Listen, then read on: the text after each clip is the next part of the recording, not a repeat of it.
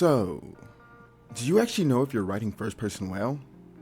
Most writers don't. And I don't say that to be dismissive. I say it because first person is the most misunderstood POV in fiction. It feels intuitive. It sounds personal. And a lot of people assume that means it's easy. Just talk like the character. Just use I. Just describe what they see. Right? I'm about to say something you've likely never considered about first person. Something so obvious that, if you're serious about being the best author you can be, it'll restructure how you think about it forever. It's something super obvious that, once it's said, will blow your mind when you hear it. Ready for it? Alright. First person perspective is a performance. It is not the character's thoughts. It's their presentation of themselves to the reader. Or, in other words, first-person narration is not a transparent window into someone's mind. It's a curated narrative voice shaped by self-perception, intention, and emotion. This distinction is where unreliable narrators come from and where nuance lives. Now, going from this, there's a little something I picked up from the Apothecary Diaries I wish to apply. It's this idea that within every one tip is 10 lessons.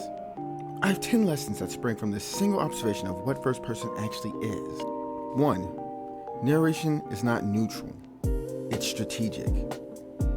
They're shaping the story to manage perception, process trauma, or control the narrative. So, treat every line as filtered through why they're telling the story, not just what happened. 2. Voice is character, not style.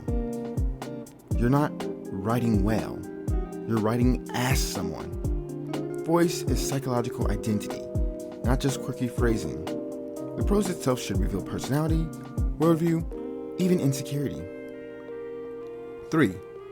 First person always implies an audience. Even if the narrator isn't talking to someone specific, they're talking to someone. Could be the reader, could be themselves, could be a general confession or manipulation. So, decide who the narrator thinks they're talking to and why. 4. Unreliability is baked in, even if they're not lying. People misremember, spin stories, romanticize events, and justify bad decisions. So, use contradiction, rationalization, or omissions to create psychological realism. 5. Emotion must show through delivery, not labels. Real performances carry tone, rhythm, silence, and hesitation. So should your narration. Don't just say, "I was angry." Let the sentence punch. Let the pacing stutter. Let the vocabulary sharpen. 6. The narration changes when the character is lying to themselves. Self-delusion isn't declared. It shows up in what they avoid saying, how they dodge meaning, how they overwrite. When your character can't admit the truth, the narration should squirm for them. 7. Silence reveals more than speech. Gaps, diversions, over-explaining, or brushing past moments quickly. That's the narrator performing avoidance. Look at what your narrator skips or rushes through. That's often where the theme lives. 8. Tone can betray intent. Your character might say, "It's fine," but the tone of the prose could scream that it's not. Let the performance and the prose work against each other when needed. That's where depth comes in. 9. Consistency builds trust until you decide to break it. A strong narrative voice makes readers trust the narrator until it fractures. So create a consistent performance first, then let it crack, subtly or dramatically, when the character can't keep it together. 10. The story is shaped by what the character wants to believe about themselves. The narrator isn't just telling us what happened, they're telling us what they want to believe it meant.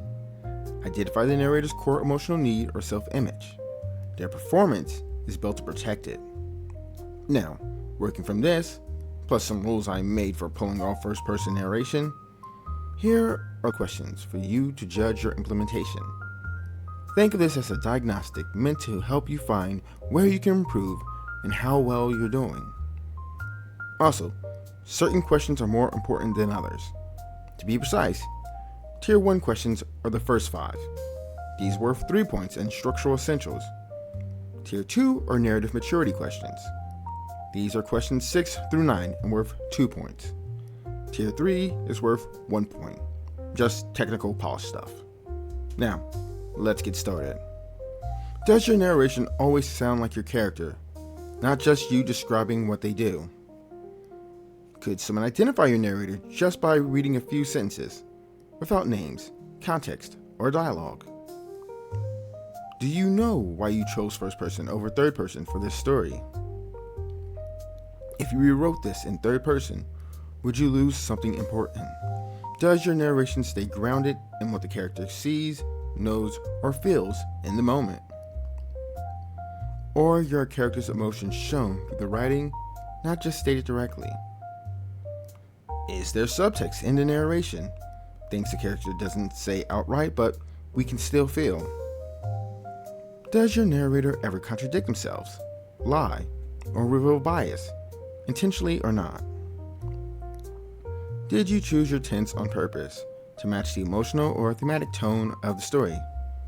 Do your thoughts and narration blend naturally without needing constant italics or awkward breaks? Can you hear your narrator's rhythm? Not just what they say, but how it flows. Now, add everything up. If you scored 0 to 4, you've got a POV crisis. You're using first person in name only. It's not doing any of what it's meant to do. If you scored 5 to 8, you've got the author in a costume. The narrator's flat, filtered, or undefined. If you score 9 to 13, you've got surface level first person. In this case, you're on the path, but the POV isn't doing heavy lifting yet. 14 to 17, you're structurally sound. You understand the tool and should keep sharpening. And if you scored 18 to 20, you've got this down. Your POV has voice, control, and subtext. Now, if you want to see how I handle first-person POV, check out my other channel where I upload my work, as the first book I write is predominantly first-person. As for why, well, I'll go more into that in my next video on choosing POV.